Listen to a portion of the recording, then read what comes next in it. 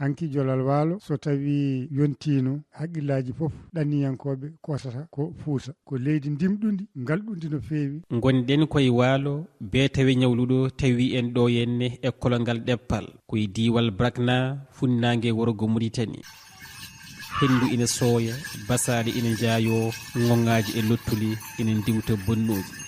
Ɗo ko karbaji ina jiile ina caƴƴe ngam riwde ndiwri moƴu tundi cammeje. Baba Siley ina artan en golle gadane e nder waalo ɓaawo nde ilam bippiti. Holko adata waɗede ƴewde so tawi ina waɗi coɓɓoƴƴi soppite rendine ñakke ɗo waɗi hen uloji ɗi ɗoofe walla perƴe jawdi kadi perƴe rendine duppe e on saaha noon huccane ko wiyete rasde ko. Jabbere muɗum ina namdi karallagal ɓuri moƴƴude ko wadde katane e wiide oɗo mawɗo fannu yanke ndema. Jabbere waalo wayata kono koyɗe nappale ni walla no koyɗe barmi ni andi koyɗe barmi ko tati so tawi a fiito sa arti eñoma wongo ngo lomboto ko hakkude eñe ɗe ɗiɗi so tawi a taƴi gallol ngol ha a jabbi ha gasi gallol gongol ngol saɗa jabba ɗum eñe ɗe dumtodirta hakkude ɗo waɗa laawol ɗum woni ko wiyete kine galli eɗi corto eɗi palo nde tawno gallol wonata ko kaare. Kodiraji kewɗi jaaɗen garden e hame jaayi en kawri e deede capatel ina ummi gese o holliti en kaɓirɗe ko wooje gesa ne wima hande o kono sukaɓe korama yo dutto e jinditorde mumen e cewle mumen. So jabbama galle darima ko galle kocce waɗi hen wona galle grillage ɓeɗo dañi saaha carré martaba moƴƴo galle grillage so ilam naati tan babiraɓe kamen naata koye ladde hande ko tankere kocce dango ko tankere ledde ha heeɓa hakkude ma kerruma e keedil ma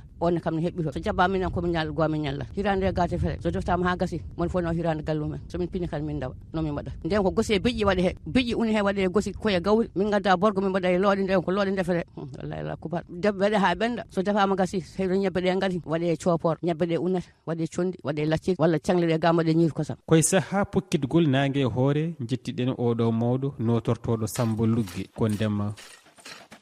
nguru paaf nguru salla yenti hen sona taw ko colli e yakorama rewlaw ɗum wayri no wadde hikka ko mawɗum hande o waalo ngo enen kewɗo waalo ngo jinal kewɗo ko ƴiƴam soko o saaha ɗo gonɗen ɗo so sukaɓe jiiɗa sabu minen nayi won kon so minen mbiyete min jiiɗi guese sa wi arda wiyata ko ɗum no jarani haydara sa yamno jarani haydara noon aɗa andi an kam so ɗo haaƴi minen kam somin jii hen kam ɗo waalo ngo haaƴi ɓawde gawri awa e wullo wekka so fetti fuɗɗima feeñde ɗon ha wuftoya kala dawal ɗo tolni ina jogui inde muɗum. So tawi jabbama awama waɗama e leydi addoto ko abbere nde so nde soofi nde petta waɗa ko wiyete giyal ngal ko kañum ñiɓoto less wonno hen ɗaɗɗi jaltata yaltina holfo rewata e holfo he ko dogde kunuɗe paali yalta kunuɗe paali yalta eño ngo wiye rewni guite so rewni guite rewata hen ko wiye irɗini rewata hen ko ɓawlini rewata hen ko horlini rewata hen ko jabeeri ndi rewata mum ko wadde cokɗi so waɗi cokɗi waɗata ko morli so waɗi morli waɗa kaɓɓuɗi waɗa gufli waɗa perɗi waɗa ŋooɓɗi waɗa guftuɗi waɗa sammere nde fulla bumagal sammere nde ƴooga wiye ƴoogi so ƴoogi rewata hen ko ranwinde so ranwini rewata hen ko monguinde so tawi monguini rewata hen ko kamminde so tawi kammini rewata hen kammirde ko ɓennude so gawri ɓendi noon holko rewata hen ko coñal. Ngal ɗo kolongal gese muɗum puɗɗima hurnede Oumar El Hadji Thiam